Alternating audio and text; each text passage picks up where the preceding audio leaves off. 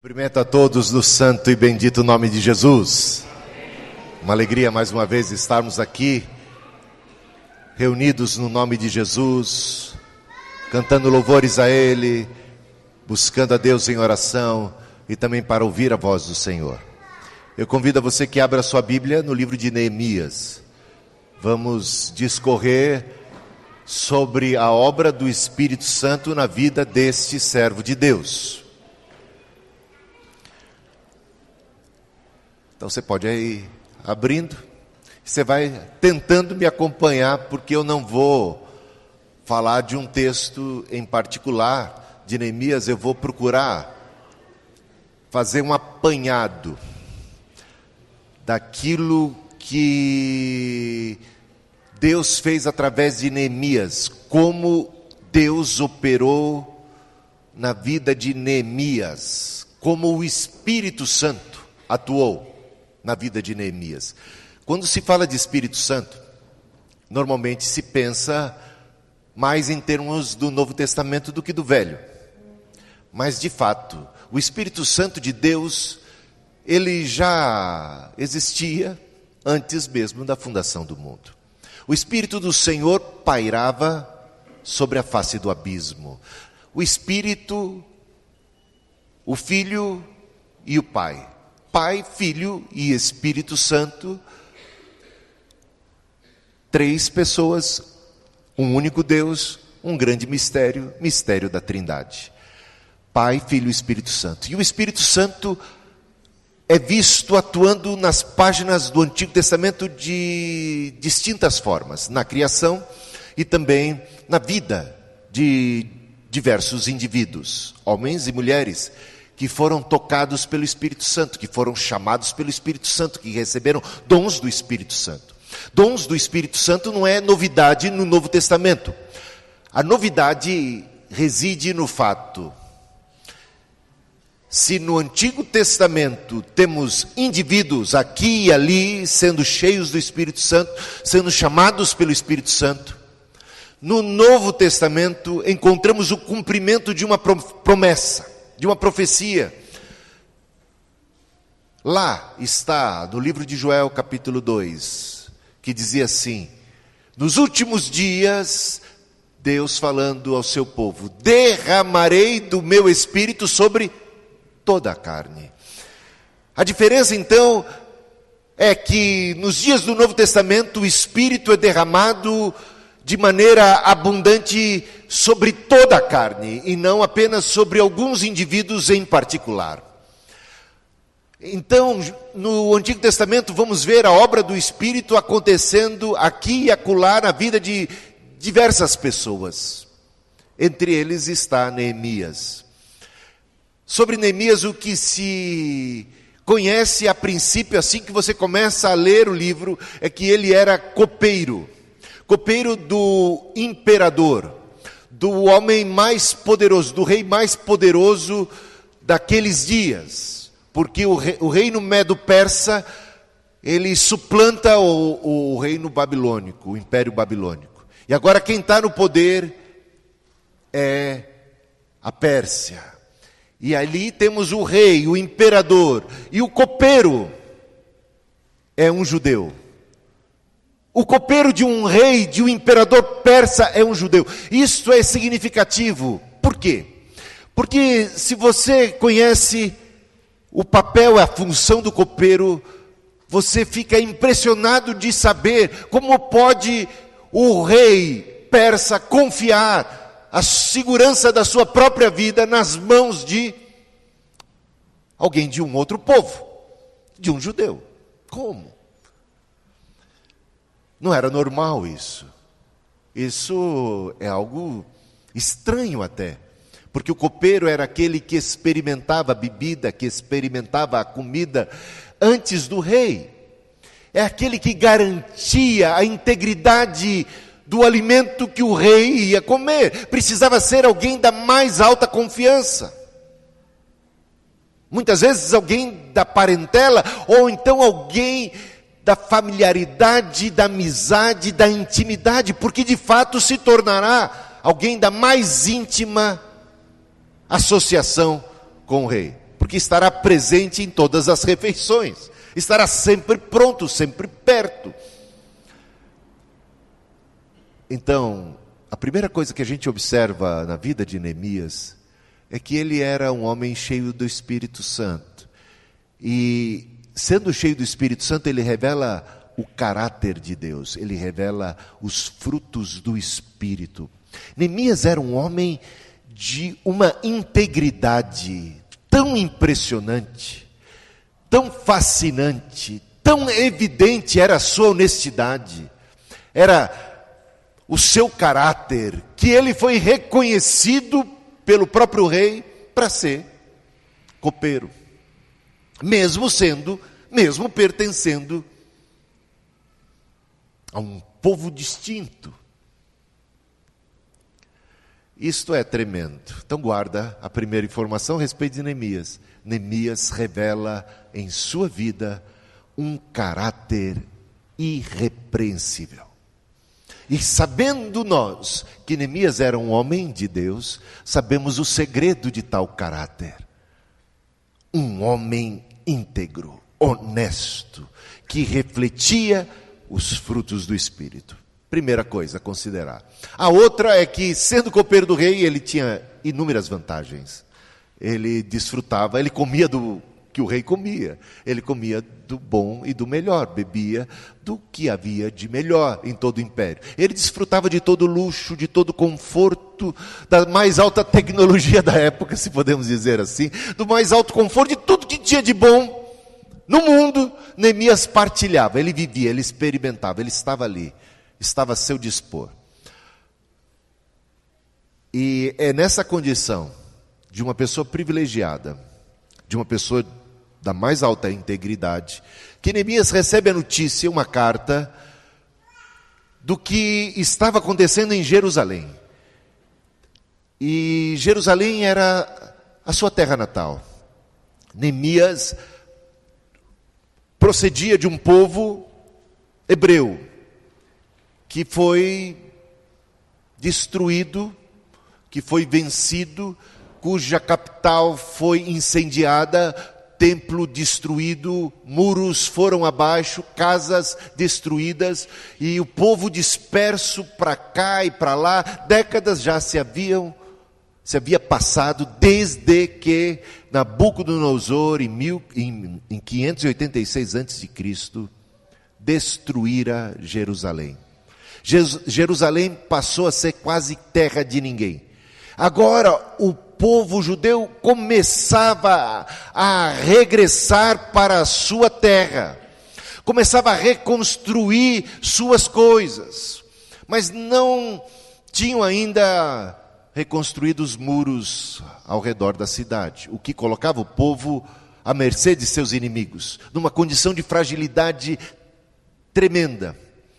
E a situação era de caos, era de miséria, era de tristeza, era de ruína, mas ele estava bem.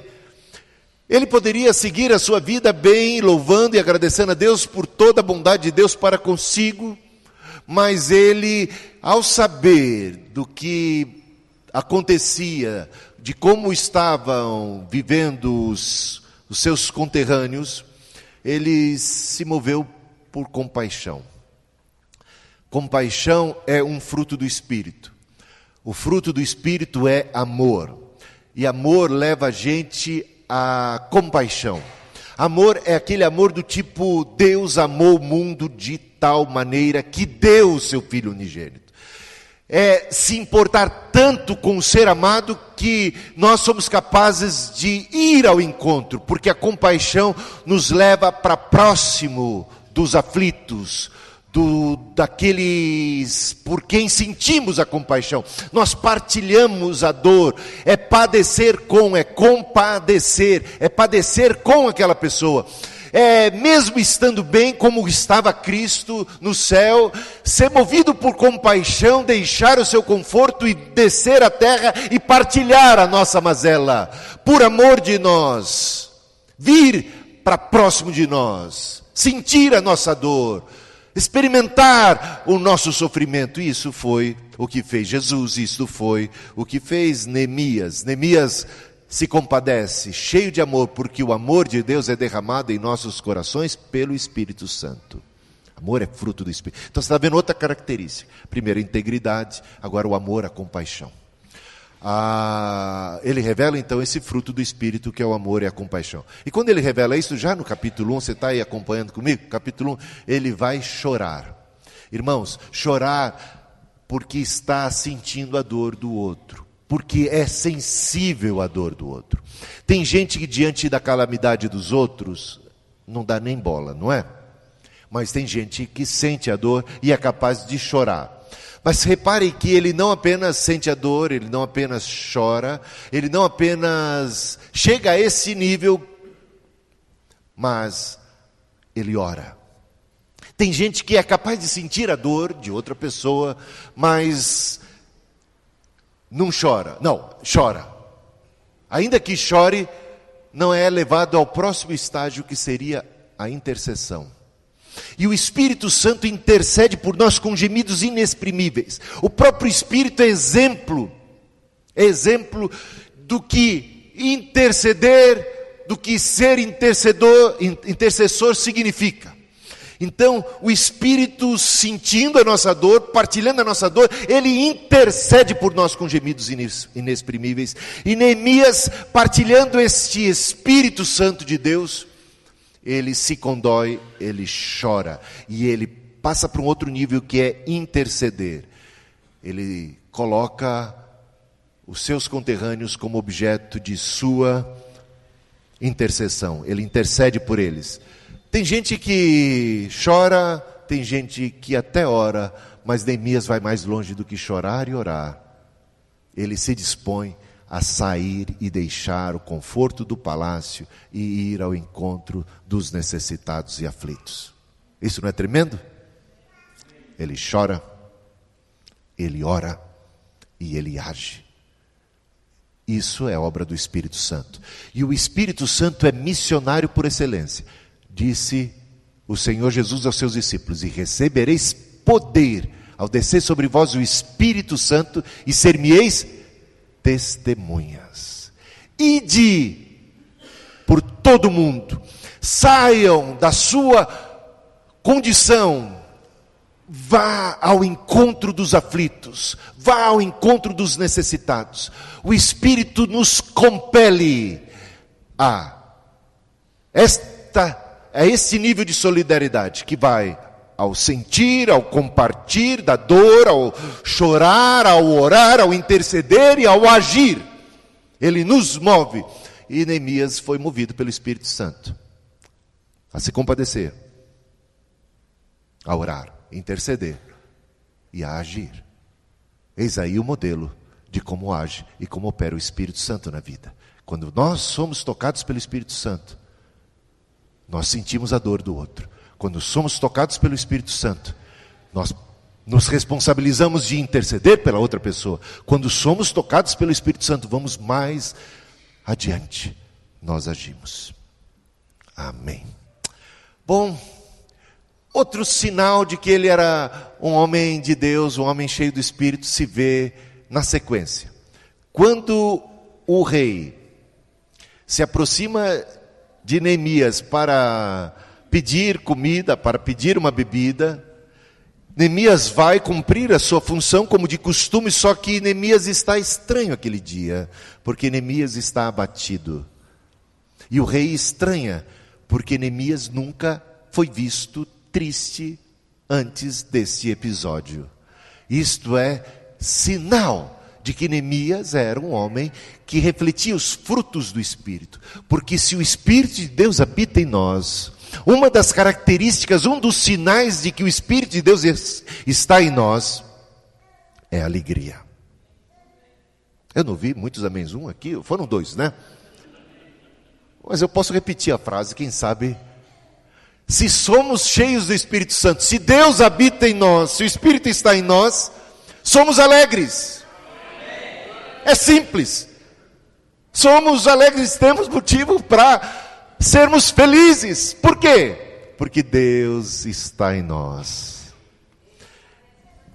Neemias sempre foi visto na presença do rei de maneira positiva. Eu fico pensando assim, o rei chegou para Neemias e falou: o que aconteceu com você? Por que você está estranho? Por que você está tão diferente? Você não é assim, triste? Esse não é Neemias que eu conheço. O Neemias que eu conheço é alguém feliz, é alguém alegre, é alguém confiante. Porque o homem e a mulher de Deus é alegre, é confiante. Mesmo quando está passando os perrengues. Sabemos que todas as coisas cooperam para o bem daqueles que amam a Deus. Sabemos que Deus continua sentado no alto e sublime trono. A tônica da vida de Neemias era marcada pela alegria, fruto do Espírito Santo, que nele habitava, que nele agia. Mas naquele dia, compadecido pela dor do outro, ele se sentia caído, o seu semblante caído, estava acabrunhado, estava a morir, assim como que cabisbaixo. Então, o rei perguntou: o que aconteceu com você? Ele estranhou que estivesse triste. Quando as pessoas olham para você, elas estranham se você está triste. Que bom que seja assim, né? Porque significa que você é normalmente uma pessoa alegre. Agora, eu fico pensando, se minha esposa, o dia que eu estou triste ela não estranha, é porque é comum ela me ver triste, não é mesmo? Que complicado seria isto.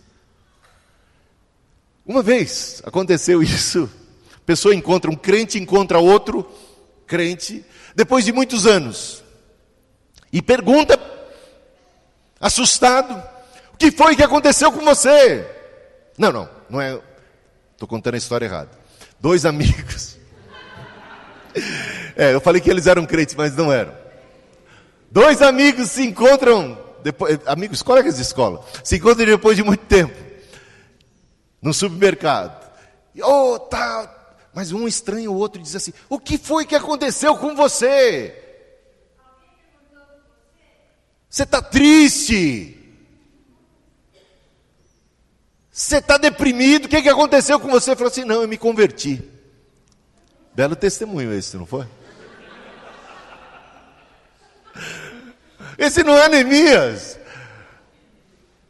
Neemias era visto sempre contente. Agora sim, um episódio, um momento da sua vida de tristeza, e com razão, partilhando a dor. Porque Neemias era sempre contente. A tônica de Neemias era a alegria. Pode a tristeza durar uma noite, a alegria vem ao amanhecer. Eu não vivo na tristeza. Eu, como ser humano, posso ser abatido, mas eu não sou destruído. Então essa é a ideia, alegria marcando a nossa vida. Não é que a gente não vai chorar, até Jesus chorou. Até Jesus teve agonia. Agora a tônica de Cristo era a alegria. Até Jesus teve tristeza, mas o seu perfil era o perfil de alguém positivo, confiante, alegre, radiante de vida e de paz. E quem tem Deus tem isso, tem vida abundante, tem o Espírito Santo consigo. E o rei estranhou e perguntou, e ele pôde então abrir o seu coração com o rei. Uma coisa que Neemias nos ensina é não perder oportunidade. Não perca a oportunidade. E ele não perdeu a oportunidade de dar testemunho, de colocar diante do rei a causa do seu povo, de inclusive conquistar do rei apoio financeiro para esta missão, e ainda uma carta de autorização. Veja que ele é muito cuidadoso com seus passos. Neemias não é rebelde, ele tem o toque do Espírito, ele está sendo chamado, mas ele entende que se Deus está tocando nele, Deus também vai mudar o coração do rei. Ele se coloca sob a autoridade do rei. E Deus, não é que Deus toca mesmo no coração do rei? E a esposa do rei, a rainha, estava presente, e ela não queria abrir mão do Neemias. Isso é um bom sinal, porque Neemias era um bom funcionário. E ela pergunta assim: quanto tempo vai durar essa sua missão? Tá lá, confere. Ela pergunta: quanto tempo isso vai demorar? Porque você é muito precioso, você é uma bênção aqui na nossa casa. Não é tão bom isso? Neemias era precioso onde estava, era querido, era valorizado, a sua presença era uma presença boa, e ela não queria abrir mão dele facilmente, mas entendeu que deveria liberá-lo, e Neemias propõe um determinado prazo esse que posteriormente vai ser alargado, e mais alargado. Bom, Neemias tem bom caráter, Neemias é um homem alegre, cheio do Espírito Santo, Neemias é uma pessoa querida pelo rei, pela rainha. Neemias vai, a sua missão, era um homem submisso, ele pega até a carta de envio, de recomendação, de apresentação do rei, para ele poder exercer a sua missão em Jerusalém, que é de reconstruir as muralhas da cidade. Chegando em Jerusalém, de posse da carta do homem mais poderoso do mundo, ele poderia chegar abalando, não é? Chegar chegando. Eis-me aqui com a carta, eu sou enviado do rei. Ele não chega assim. Neemias ensina para a gente que precisamos ser mineiros.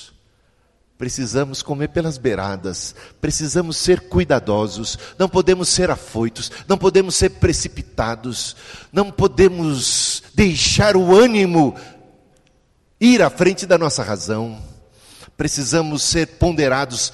Ele havia recebido a notificação, ele havia recebido como que um retrato do que se passava em Jerusalém, mas ele quis ver com seus próprios olhos. Ele chega na surdina, fica 3 dias sem comunicar nada a ninguém a respeito de sua chegada ou do propósito de sua missão. Chega ele lá, 3 dias na calada da noite, ele sai com uns poucos homens e vai averiguar o que era realmente a situação de Jerusalém.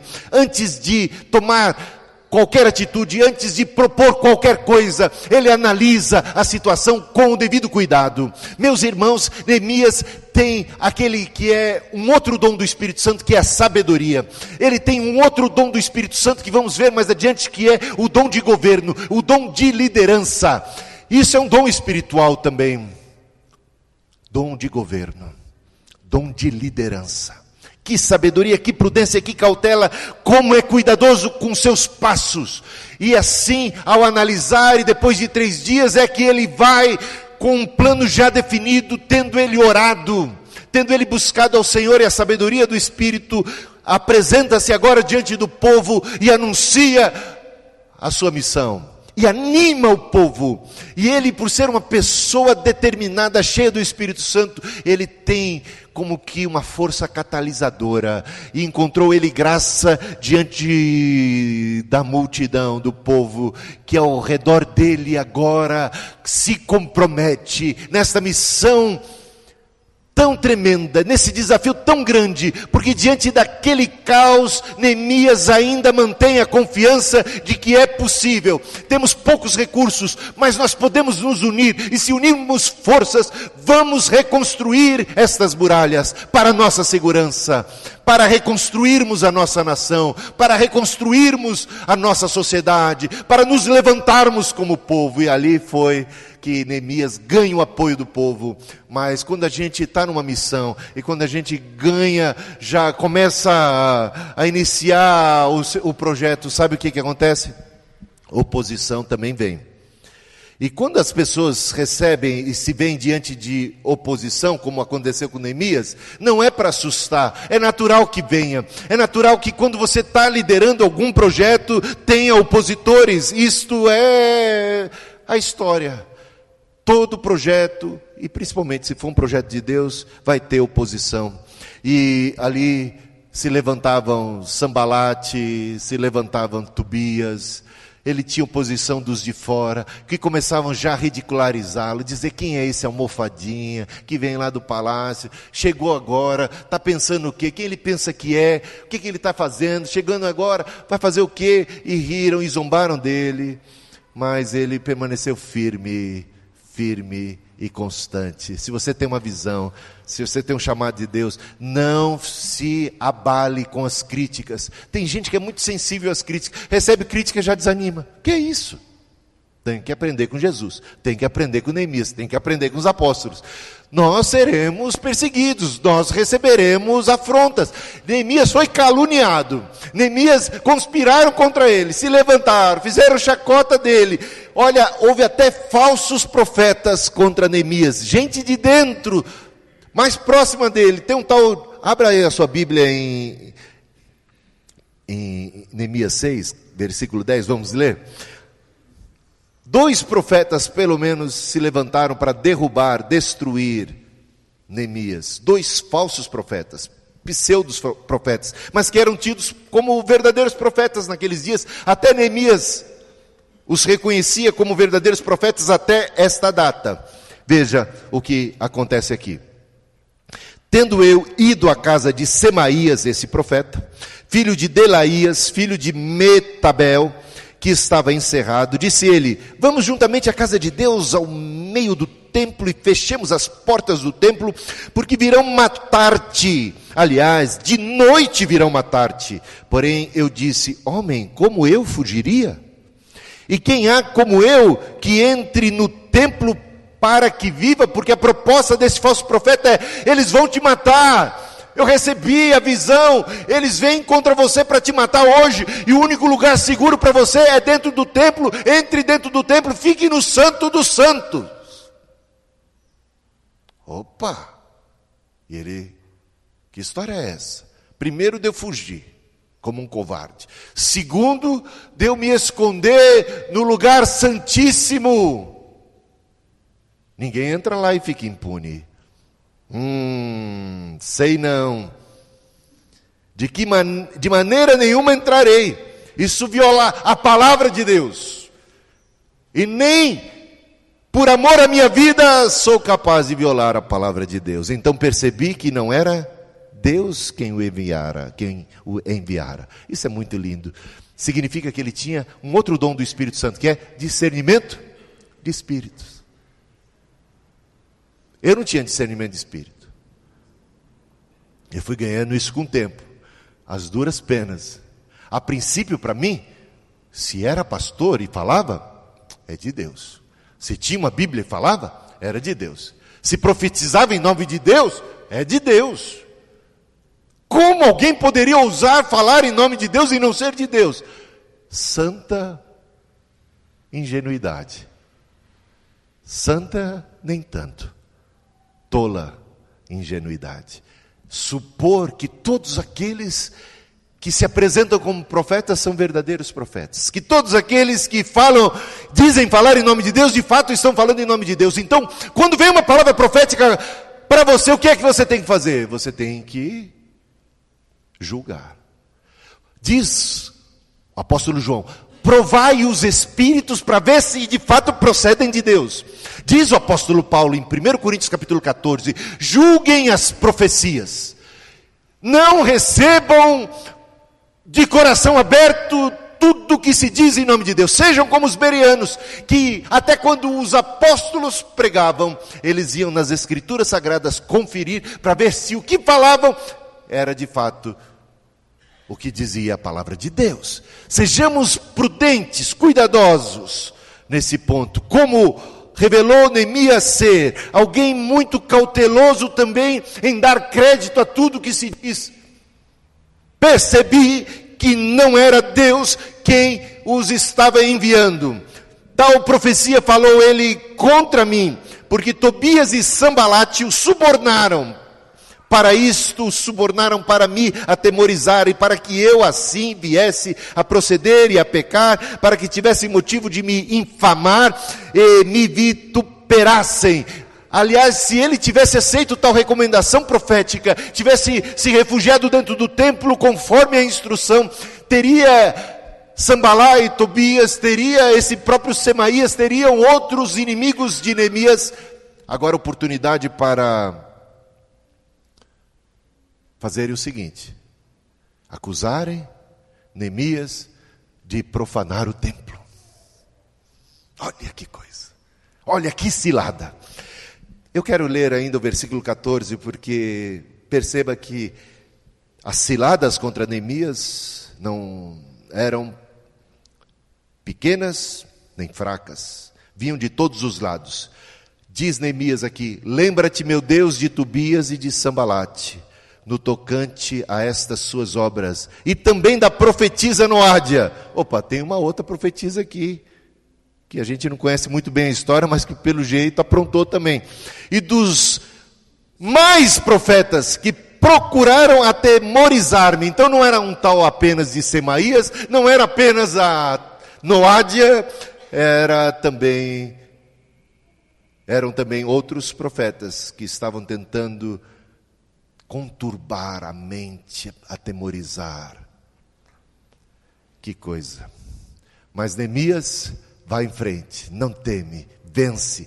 Neemias também ensina a gente a vigiar e orar. Orar vigiando, a trabalhar vigiando, a nos revestirmos de toda a armadura de Deus, porque ele bem sabia das astúcias e dos ataques que viriam por parte do inimigo, e botava todo o povo de Deus de prontidão, colocava eles todos em estado de alerta, vigia, porque o inimigo está em derredor procurando tragar, procurando matar, procurando destruir.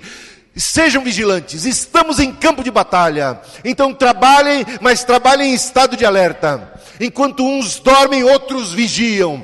Orem, trabalhem, estejam apostos com suas armas, porque o ataque do inimigo pode vir. E aí encontramos Efésios, Paulo falando aos Efésios capítulo 6, que a gente deve se revestir de toda a armadura de Deus, para rechaçar todos os dardos inflamados do maligno. E ele também revela um apreço muito grande por uma outra arma do Espírito Santo, que é a espada da verdade, a espada do Espírito, a palavra da verdade, a espada do Espírito. E ele vai, a partir da edificação daqueles muros, ele vai reunir o povo em torno da palavra de Deus, que é para nós vida, que é para nós proteção, que é para nós uma arma poderosa contra o inimigo, porque foi através e usando a palavra de Deus que Jesus venceu o inimigo no deserto, sendo ele tentado por Satanás, usando, se valendo, manejando bem a palavra da verdade, porque o inimigo vem a nós distorcendo a palavra. Portanto, conheçamos profundamente a palavra da verdade. Estava eu na última quarta-feira,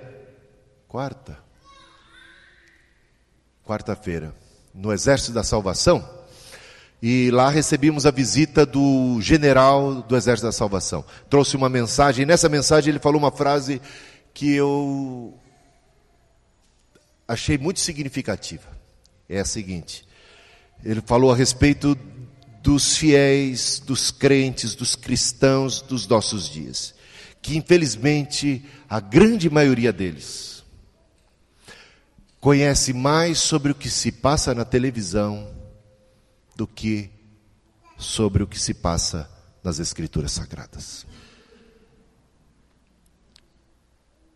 Estão tão afinados com o conteúdo da TV e tão pouco afinados com as Escrituras Sagradas. Errais, disse Jesus, por não conhecerem as Escrituras. Precisamos conhecê-las, e assim que se vence. Bom, agora ele revela que ele, no capítulo 3, e com isso eu termino, ele revela um dom que é o dom de governo, que eu disse que falaria mais tarde, agora chegou, mais tarde já é agora. E o dom de governo é revelado aqui, dom de administração, uma sabedoria, uma liderança. Ele pega, veja só, ele tem que reconstruir as muralhas. E isto é uma tarefa urgente, dado a ameaça do inimigo. E ele organiza o povo, ele divide essa grande tarefa em etapas. E ele organiza o povo e divide o povo e dá e distribui as tarefas para o povo. E o que mais encontramos é um capítulo longo, é chato de ler. Muita gente às vezes não lê, chega, começa a ler, cansa, porque ele está citando nomes e dizendo que um está trabalhando aqui, outro está trabalhando ali. E por que está falando tudo isso? Que ensino temos nesse capítulo 3? Bem, eu acho interessante que ele cite os nomes. Significa que o nosso trabalho tem valor. É significativo. Está sendo contabilizado. O Espírito Santo o inspirou a registrar. Tais pessoas merecem honra a quem honra. Trabalharam sim. Ele ainda fala de um especial, de uma família especial, que trabalhou com fervor, com empenho destacado, e ele também destaca. E sabemos que no dia do juízo final, o Senhor recompensará cada um de nós conforme o bem ou mal que praticamos. E aqueles que trabalharam bem vão receber do Senhor algo assim: bem-estar, servo bom e fiel. Fosses fiel no pouco, sobre o muito serás colocado. Portanto, um Senhor que é galardoador daqueles que o buscam, que é justo, recompensador daqueles que agem com fidelidade. E aqui temos um testemunho disso. Mas mais que isto, mais que esta lição, uma frase que se repete inúmeras vezes nesse capítulo. Descrevendo as tarefas de um e de outro, ele diz: fulano de tal trabalhou ao lado de Cicrano, de Beltrano. E este ao lado de, e este ao lado de. Quantas vezes aparece aí? Tarefa, lição de casa. Chegando em casa, assinale. Quantas vezes aparece ao lado de, ao lado de, ao lado de. É impressionante.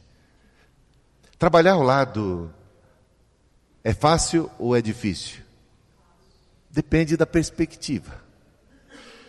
Não é não? Não é uma tarefa tão fácil assim como a gente imagina.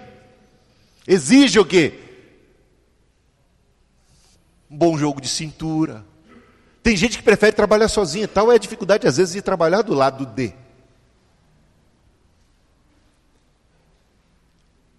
Exige muitas vezes paciência, porque para trabalhar ao lado de, às vezes o que está do nosso lado não rende do jeito que a gente esperava que deveria render. Não é fácil trabalhar do lado. Trabalhar do lado significa devemos acordar na mesma hora, devemos iniciar o trabalho no mesmo horário, devemos cumprir determinadas metas, e isso não é simples, isso não é fácil, depende da disposição de cada um, e muitas vezes se vêem desculpas, é complicado, exige harmonia, exige cooperação, exige muita disposição de coração. Não é fácil, gente. Não é fácil trabalhar em equipe. É pior estar sozinho, é claro. Mas trabalhar em equipe não é simples. Mas se começaram a trabalhar lado a lado, e se isso deu certo, é obra do Espírito Santo. E é uma boa liderança fazendo com que a coisa aconteça. Veja que o nome de Neemias não é citado, mencionado nessa lista. Por quê? Porque de fato ele estava supervisionando o trabalho. E não pense que essa tarefa de supervisão é coisa fácil, é moleza, não. Botar o povo para trabalhar, organizar e conferir e acompanhar aí de canto em canto e vendo como é que a coisa está andando e resolver as disputas, as diferenças, não é simples. Nós estamos falando de um povo que está sendo reunido para trabalhar junto, um do lado do outro, muitas às vezes nem se conheciam tão bem. E a coisa funcionou de tal maneira, lado a lado. Um ajudando o outro, um cooperando com o outro. Isso é maravilhoso. Mas tem mais. Outra frase que aparece aí é: depois de.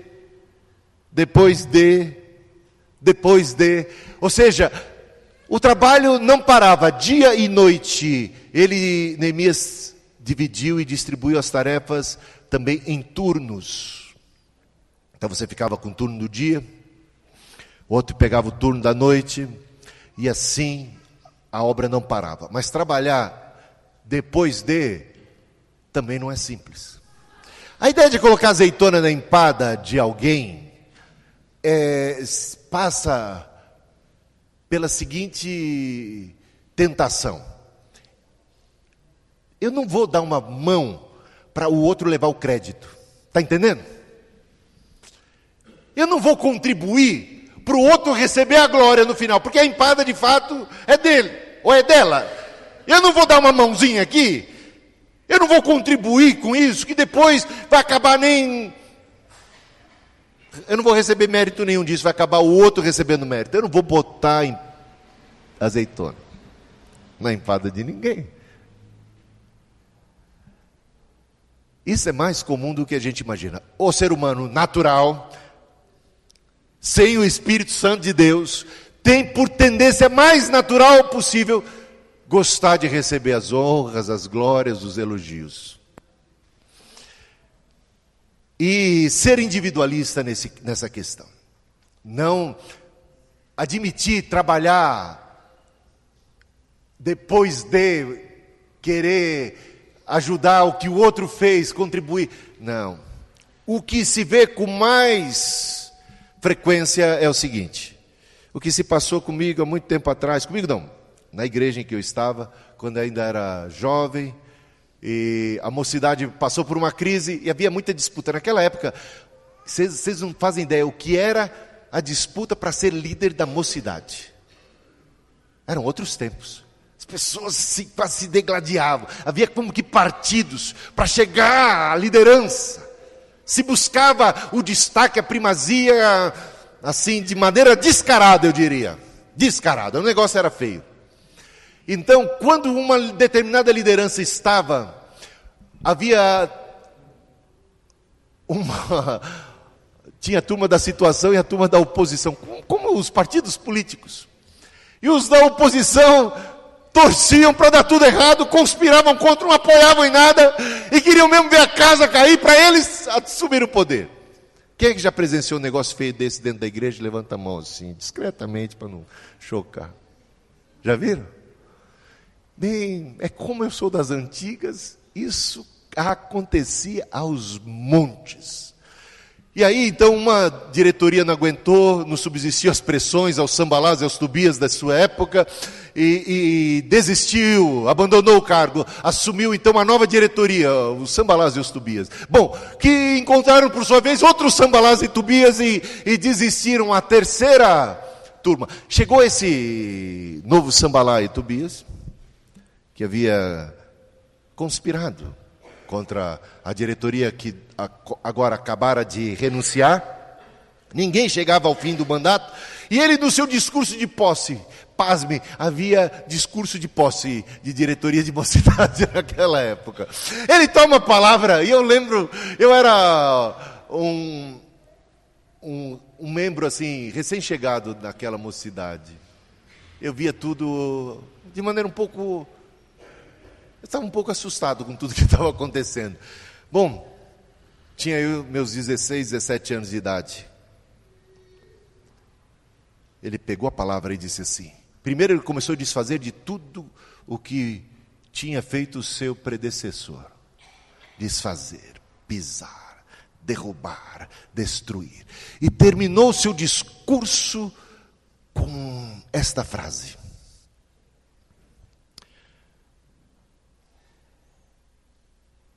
Eu não vou fazer como o presidente anterior, que renunciou. Vocês vão ver. Eu vou até o fim. Nunca antes na história desta mocidade. Nova coisa, nova gestão. Quase colocava aquela faixa assim, sob nova diretoria. Esqueçam o que se passou. Então, se despreza tudo que o outro fez. Não sabe edificar sobre o que o outro construiu. Se detona, se destrói. Por quê? Porque a ideia é chamar atenção para si, é ser o destaque, é estar em evidência, é ganhar os louros da vitória.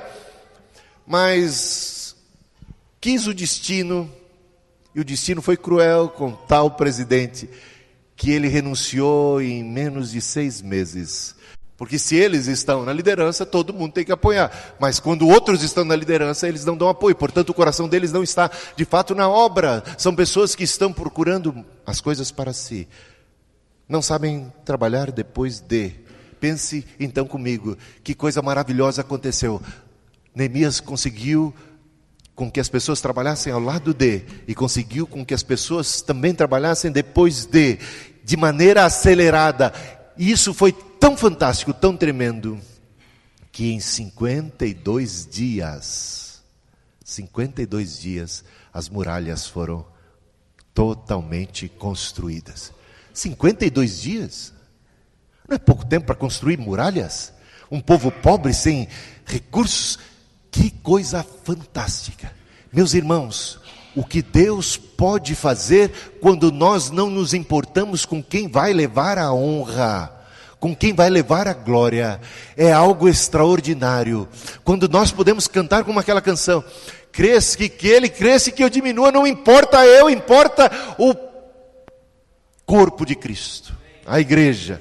Isso é uma obra do Espírito Santo. Se você pode estabelecer um paralelo entre capítulo 3 de Neemias com capítulo 12 de 1 Coríntios, e você vai observar que a ação do Espírito faz com que cada um exerça uma função específica dentro do corpo de Cristo. Tem um dom específico que se soma ao lado de, depois de, e forma um corpo que trabalha de maneira harmônica e que é capaz de realizar grandes coisas. Grandes coisas nós faremos, não eu farei. Grandes coisas é algo da igreja, é algo do corpo de Cristo. E o mais importante para nós é saber que Deus está vendo, e não se outros estão vendo. É se Deus está vendo, o que Deus vê em mim, o que Deus vê em você, da sua disposição, do seu coração. E o Pai que vê em secreto te recompensará. É isso que diz ao Senhor. O Pai que vê em secreto, sabe do seu sacrifício, sabe do seu amor, sabe da sua oferta, sabe da sua dedicação. Ele sabe, Ele vê e Ele honra. E busca essa honra de Deus, do Pai Celeste. Deus abençoe vocês mais e mais e mais e mais. Oremos ao Senhor. E, bom, antes de orar, só a propósito, né, Isaías? Se eles construíram as muralhas em 52 dias, a gente podia acelerar o processo de reforma da nossa igreja, não é? É só cada um fazer a sua parte. Não é não? É só a gente botar a mão na massa. E a gente pode acelerar tanta coisa na vida, tantos processos. Se nós nos unirmos, isso será possível. Coloquemos-nos em pé, oremos ao Senhor.